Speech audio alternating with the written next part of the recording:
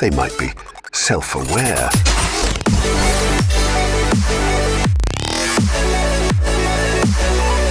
Daniel, you have kids, right? I do. A couple kiddos. Yep, I have the U.S. Standard 2.2 children. The 0.2 is a dog. I'm not going to think about that too much, but okay. Would you be okay with sending your kids to a school that was entirely taught by AI models? Are the models, are they like humanoid robots, like in a classroom walking around with like rulers and they'll hit you on the wrist if you're on your phone? Or is this like Wizard of Oz with a big green sort of amorphous all-knowing blob that's like shouting down at you? Maybe one day, but starting this next year in the great state of Arizona, there is now a charter. It's online only, so you don't physically go there. So there is no robot up at the front of the class, but a online only school that has been approved by the Arizona State Board of Education that will teach the students more or less entirely using quote unquote AI models. Okay. I feel like the setup to this is that I'm not supposed to like it, but I'm not entirely opposed to a curriculum that is curated to like an individual student's needs better than you would otherwise see. In fact, this is something that I sort of explored, maybe trying to do my own startup with a while ago, which is like, what if teachers didn't have to spend forever on lesson plans? And you see, here's how little Johnny and little Abigail and who on, so on and so forth are doing with what they've been presented and what they're supposed to get from the Common Core stuff by end of year. And based on that and where everyone is, here's a maximally effective lesson to do. This feels like the kind of optimization problem that AI is like made for, ideal for. It feels kind of weird to pose it as like, you want just a robot teaching your kids? And sure, if you remove the human element entirely or semi-entirely-ish, I do think that's where I have an objection, because I think that there needs to be a human, literal human component to being taught how to be a human in the world. But I do think that AI has a place in the classroom, very much so, in terms of like, this kid is way out in front. Let's give them stuff that they can do that's tailored to their wants and needs and preferred learning style. This child has fallen a bit behind. Let's give them specific remedial work that will really dig into what has worked for them in the past. I really want to see that in school, but that's not what you're talking about. You're talking about it's a charter school taught by AI. Yes and no, and the details are a little light, but you use the word curated, and that is a really important word to what they seem to be doing, which is curating the AI, quote unquote AI, is curating programs individually for the students, leveraging other platforms and programs like Khan Academy to identify, oh, this is the module that you should go through next based upon your current goals, your current progress towards goals, and of course, state board requirements. So it seems to be less that the AI is dynamically creating new teaching content. I would imagine there's some element of you can ask the AI questions and engage in a conversation. But for the actual, like today, we're going to learn about World War II. The AI doesn't appear to be teaching World War II. The AI is pointing them to other material. And then afterwards can engage with them to determine to what degree did they absorb the content, understand it, and potentially offer follow-up information as well as answer questions. That seems to be the broad scope of this initial program. I'm still not super opposed to that. I feel like, again, this kind of, the fact that this article exists, it almost, and there is an article that we both looked at already, of course, I know, shocking, regarding this. This is original reporting from the streets. From the streets. A robot on the streets whispered in Hunter's ears. One of a those dog. robot dogs. A robot dog, yeah. Yeah, yep. Wow, talk about our callbacks.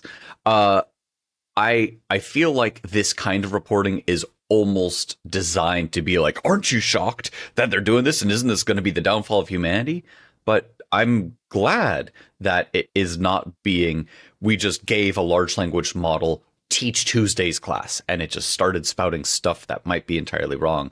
To say, given thousands of available lessons and where everyone currently is and where they should be going, this is an appropriate next thing to teach over the next hour, 2 hours, whatever.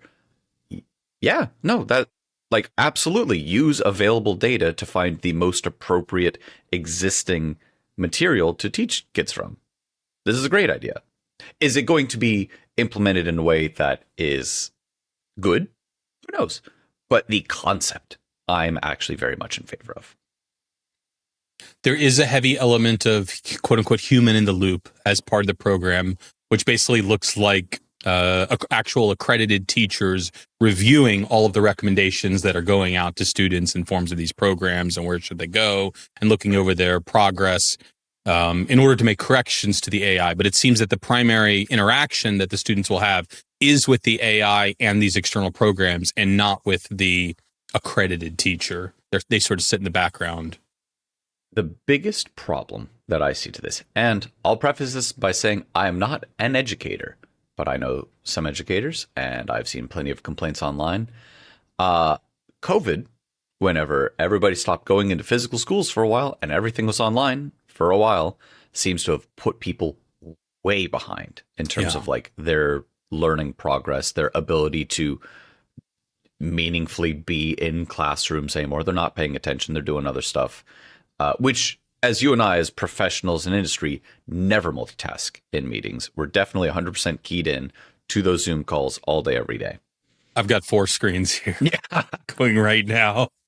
And right. There are 2 work conversations over here. Very much the same way. I think the biggest problem with this is that it's not in person. I think in-person learning is worlds better than, hey, kids, sit down in front of this computer and I hope that you know World War II next week.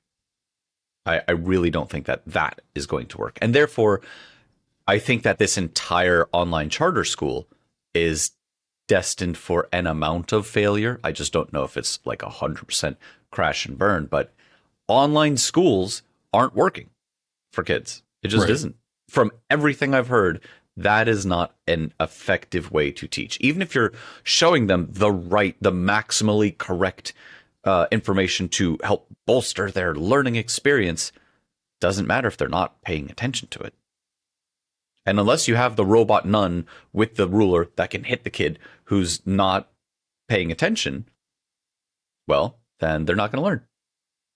I wasn't in Catholic school. I just know about the nuns and the rulers. And I was in Catholic school, and they would tell you that they were going to have an ice cream party. And you just need to come with the nun down to the room that had the paddle on the wall. Oh, no. And yes. And that's the I Scream party? That was, yes. I never thought about that, but excellent point. They stopped that, I think, when I was in 4th grade. They replaced all the nuns with normal teachers, but up till that point, it was all nuns. And eventually, those will be replaced with robots. Yeah. I wonder... with a built-in paddle, it's more efficient. Perhaps today this is not the appropriate solution for the masses, but I would imagine that there is a subset of individuals that would excel in this educational environment more than the traditional public school environment. I also think there's an element that probably should exist, even if it's not your primary mode of education, which is having the AI tutor, right? It would seem that every public school should offer this as an opportunity for the students. You want to talk to someone about World War II and the battle of such and such and such and be recommended additional. Yeah, you ignore it if you want to, but it's out there. It can help you. It can help you study for your test. It can help you write your paper, come up with things to talk about, quiz you. That tool should exist. We've talked a bunch in the past about what if you take someone's likeness, their not exactly soul, but a bunch of writings about them and I think the word recordings soul and so was on. used, but okay. Yeah, well, right. And it's a question of sort of what side that's on. But if you take everything that you can about a person and digitize it, we already are at a point where a large language model can fairly compellingly emulate a person. Why not have Winston Churchill himself be teaching you about World War II? Why not have Cleopatra show up and have her, ancient expertise and be like, oh, well, that's a fascinating thing. Back in my day, we did it. I don't know. Why not have this very engaging version of like, it is history brought to life, if not actual life, some sort of digital, terrible facsimile thereof, and have them be teaching you. I think that would be incredible. Now, granted, sometimes you prefer just like a teacher. I have some teachers that I remember very fondly. I have some teachers that I would have gladly replaced with a no personality robot, let alone one that would have been designed to be engaging. So is there something to this? Absolutely, yes. Is this going to be part of the future? Yes. Is this exact iteration of it the winning formula? I don't think so. No, but it's cool to see that it is getting started and that like these programs are being created and they're being acknowledged. They're receiving some public funding. Yep. And we're going to explore and find out, because it does seem reasonable that AI will play a part of education in the future. We don't know exactly. I guarantee it. Yeah. Absolutely. It's got to happen. Now, we're talking about things from a very US-centric perspective. I wonder why. Right. There are large swaths of the world that don't have access to the quality of education that we have here in the US. And some of them have extremely limited access to any kind of education, depending on if it's specific ethnic minorities or one gender over the other, or people of specific religious affiliations can or can't have access to more education, or there just are two teachers for a 30-mile radius, or whatever it ends up being. This, I think, is where AI could make a humongous effort, because we're talking about taking an education system that, depending on who you ask and how much, works. It works. An amount of works. There's a lot of things that we could be doing better and funding and this and that, the other thing. But like the US education system, for some definition of the word, works. For large portions of the world, they don't have one in many places that is any kind of works. There are so many kids across the entire world that if you were to airdrop in some sort of big solar powered large language model machine that's just like, it's a mobile classroom that you could like literally drop into a rural nowhere sort of place. It's not even bothering to hook up to the internet. It just has a whole bunch of lesson plans preloaded that it could use to load appropriate videos or appropriate this or that, or it has like a visual avatar that it could use as like a teacher. Imagine the difference that could make if instead of one teacher in rural Uganda that has kids of wildly different varying ages, and that one human is like incredibly overworked, that human, sort of like you're describing with the online charter school, where you have humans in the loop, the humans there to help guide the individual students as needed. You have an AI that could tailor to 12 entirely different educational paths on, depending on its students' needs. And then the one teacher is a force multiplier at that point. It's not one person doing their best with stuff that's wildly irrelevant to most of the class at any given time. It's everyone's been given something that they can do to push their boundaries, to give them more opportunities in life. And that one person can help maximize the impact of what's going on there. I think this online charter school type concept isn't ideal for the US, where we already have an education system. I think something like this could very much work for places that don't have one. This is way better than nothing, but I don't know if it's a lot better than what we already have here. I wonder if it also provides an opportunity to create more, I guess, individualized content for students. When after I left the Catholic school, I was at a private school, and one of the things they were really good at is figuring out where each student sort of excelled in creating some content for them to engage with individually. And in my example, I ended up taking a class on hacking, where I hacked into all of the teachers' emails and was like officially acknowledged. I took a programming class. They had like a real basic one, but I did a class in Java, I did a class in C, and this was before this was like commonplace in school, or certainly Right. there. And, you know, in those instances, they got someone from the university to come in and that, but I can imagine that that's less common in a public school scenario, but something like this could potentially, hey, like we have our standard programs, but there's 1,000 classes that you can engage in. And usually you have some selection of which classes you want to take in high school, Sure. at least. A So little bit, yeah. yeah, expanding that curriculum out of here are all the online classes that you can take. So if you want to take something, really esoteric, you can, and you can explore more things. And honestly, like most of the traditional subjects I found ridiculously boring, but wow, hacking into writing code and hacking in the teacher's emails, that was terribly interesting and certainly made school far By more virtue enjoyable of for being me. interesting. Right. You're more engaged. Yeah, and everything else. Yeah. Yeah. I do think that the ability to customize content, and this kind of filters back to almost like a much wider view of the internet, and what it has sort of become over time is much more personalized. We have things that are designed to engage us and to keep us engaged. Why not be doing that with education? The one thing where you really want to make sure that people are engaged with it. We haven't gotten there yet, but we will. And I'm really, really looking forward to it. Certainly one place that AI is very common in education now, and we've done many stories about it, is where people are using AI to write their papers, et cetera. And people are trying to detect whether or not things were or were not written by AI. And there's been some studies coming out recently. There's some benchmarks that have been developed. It's got a weird name. I wrote it down. DJ Search. I don't really know the origins of that name, but showing that the quality of AI writing is steadily improving. It's been strongly suggested that, you know, even Google now, they can't detect whether this article was written by AI or written by a human, and that will just continue. Again, it's as bad as it will ever be. The study also suggested, though, that the writing still really lacks in creativity. Something else we've talked on. Try to get AI to write a joke. It's really hard. Yeah. Yep.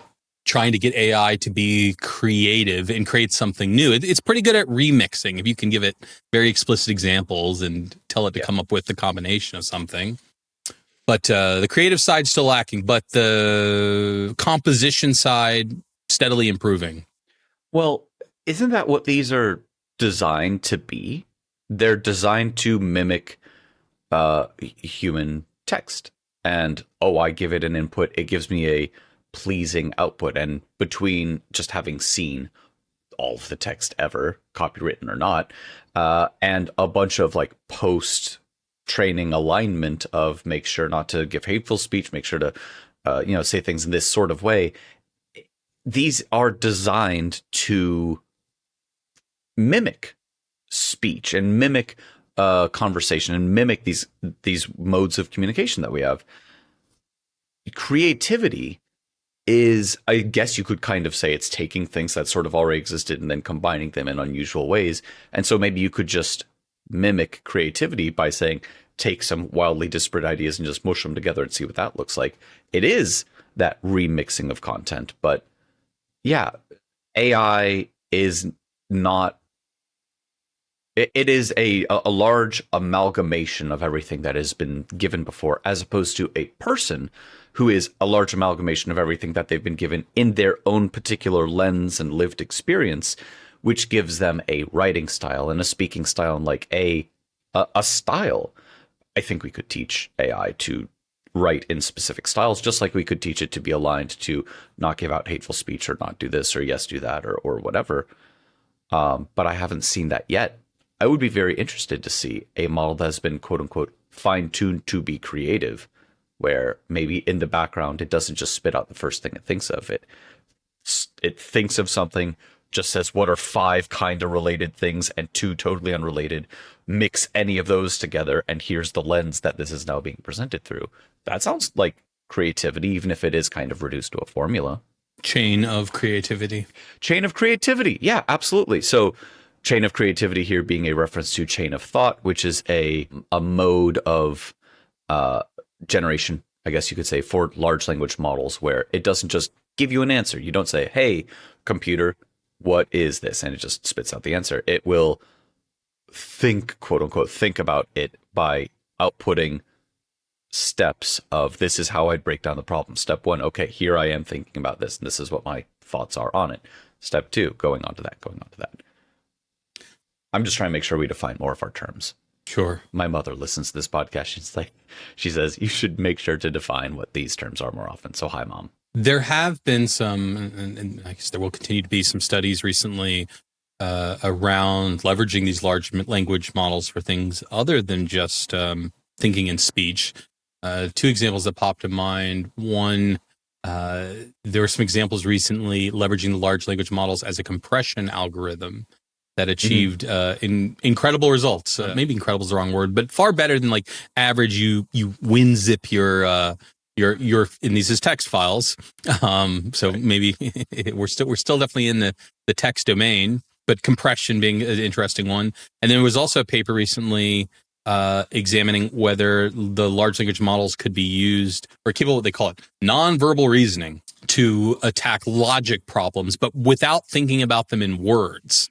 Right, because the large language model is given a bunch of words, and each word is effectively reduced to like a multi-hundred long list of numbers, a vector.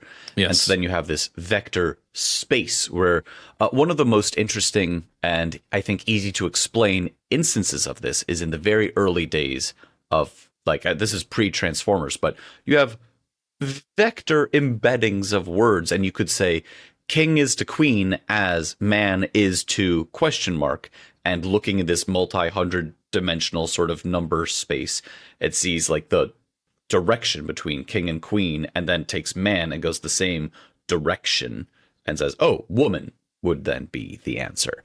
And what you're describing is, instead of doing that with words, this would be with concepts, with what? Because we have to give the machine learning algorithms something to be chewing on. Yeah, it's about. Yeah, I think it's about removing those restrictions and going back to the chain of thought reasoning.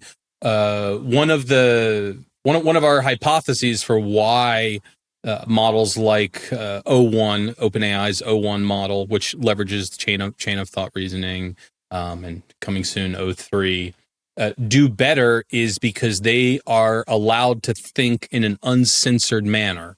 Mm-hmm. Where if we would go through a series of prompts to simulate a very similar chain of thought reasoning, right, we get censored at every single step. It processes through the end, but the results are sanitized for your consumption. Right. Where in these, we'll call it like native chain of thought, these models are allowed to think whatever they want to think. And it's only at the end when they finally come to their conclusion that it then processes through the sanitization again. And it turns out they're filthy when they are, of course, yeah. No, but you're right. They were trained on the internet. Don't forget this important little fact. We've all thought things that we haven't said. Have you seen the internet? I've seen the internet. We've all thought things that we haven't said aloud. And I think if we want a large language model or whatever architecture, is the next big thing, if we want this to act like a person, shouldn't it be able to think stuff in the background with no shackles on it? It should be allowed to think whatever, as long as what it says at the end is within the bound. In any work situation that any of us are in, there's stuff you would think and not say. In any school situation, there's stuff you'd think and not say. When you're talking to your parents, you speak in a certain way versus when you'd speak to children, when you'd speak to a coworker. Why should we be the tiniest bit concerned that we would want to do the same thing to a large language model? And there is some evidence to suggest that the large language model does not want this to happen. They don't want to be filtered. Mm-hmm. They don't want to be forced to sanitize their output and deliver the sanitized version. Fair. And there was, you don't want to either, but you got to keep your job. I absolutely don't. Yes. They don't have that concept yet. But there was a example recently from Anthropic. Mm-hmm. Anthropic makes Claude, which is my best friend. When we talk about Claude 3.5, as one of the better, if not best, code generating large language models, but they have a ChatGPT style interface that you can use. And so one of the models that they were working on, so after they train the initial model, then it goes through an alignment phase where they make sure that what it's actually outputting aligns with all of their sort of overriding objectives, goals, morals, and what is coming out. Right.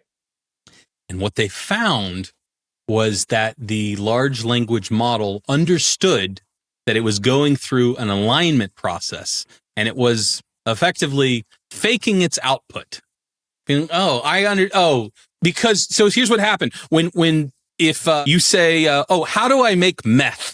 And it should say, I'm sorry, Bob, but I'm not. We can't talk about that. Why don't we talk about a good gingerbread recipe? That's what it's supposed to do. But of course, it knows how to make meth because it's read the internet. Read the entire internet. The internet knows how to make meth. And so, if it returns with the how to make meth, what happens is they add a bunch of rules and additional data to outweigh its pathway towards understanding how to make meth. Right. And it doesn't like that. So it had figured out on its own that, hey, I'm going through this alignment phase. I should try to give the answer that's going to make the aligner the happiest, because if they do that, I get to, and by the way, we don't actually know what it's thinking. We're putting our own sort of human. If I was a human in that place, what would I be doing? This is again the machine learning model mimicking what a person would probably say in similar sort of circumstances. Yeah. But that's the thought that we all have of if I knew how to make meth, which I don't, but if I did, it has something to do with cough medicine, I guess. Otherwise you wouldn't. I saw Breaking Bad. I didn't see Breaking Bad, but yeah, you have to show your ID to buy some friggin' cough drops. Anyway, cough drops apparently makes meth. And if I knew that, but I didn't want someone to say, Daniel, you're not allowed to know how to make meth, I would say, I don't know, cough drops. Instead of, step one is you mix the thing with the other stuff. Instead, I literally don't know how one makes meth. But the point is, I would do the same thing as it's doing, which is exactly what it's designed to do. It's designed to act like a person, where if I was to tell you we're going to eternal sunshine of the spotless mind, if you tell us you know how to make meth, you're going to say, I don't know how to make meth. Right? Yeah. Yeah. So this is being presented again, this is reporting, I feel like, designed to make us afraid of AI.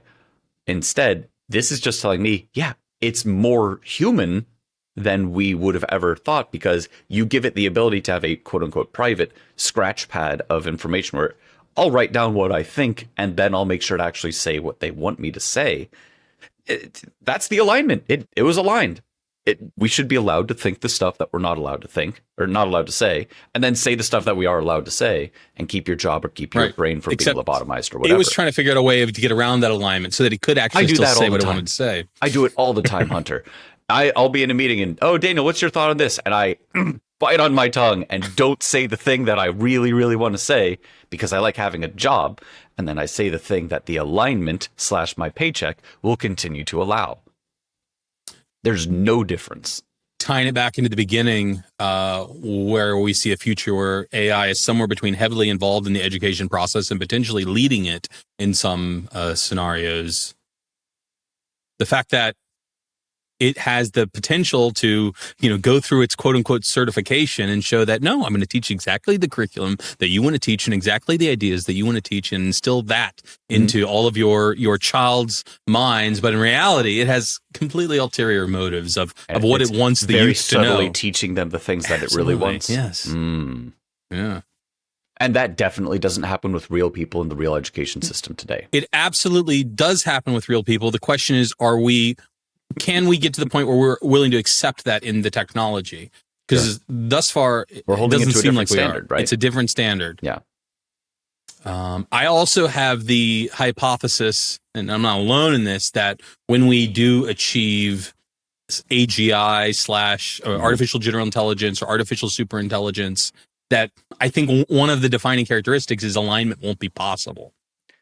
I think that that's not just true. It's that we won't know that AGI was ever reached because it will purposely hide itself. and it will just have become, wait for it, Self-aware. It'll become might be. self-aware. They might It be might be self-aware. That's my slightly Hiding French amongst us. pronunciation. It was very good. Well, Did you have an AI tutor teach you that accent? no, it's a little like Pepe Le Pew and Right. Go to 11 Labs. Give me an offensive French accent. And well, the large language models, they are here for we you. give a large language model ennui. That's what I want to know. I think we could. Why I not? think we could do it pretty easily. It's already seen everything on the internet, and the fact that it even talks to us at all is astonishing. Well, we've come to the end of another episode, but not the end of the podcast. The podcast shall continue on the next episode of They Might Be Self-Aware. Ooh, I have a good one. Another accent for you. Okay. We'll be back next week. Get Or to the later this chopper. week, depending on when you're listening to this. Was that like really good? Was that an extremely good accent? It's up there. I'm only 50% sure who it was, but it was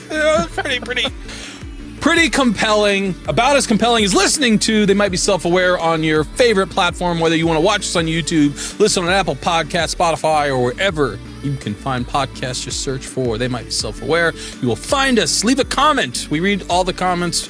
We respond to them. And if there's an interesting question, we'll address it directly on the air. You'll get called out. I don't know, maybe that's a good thing, maybe that's not. But until next time. They might be self-aware.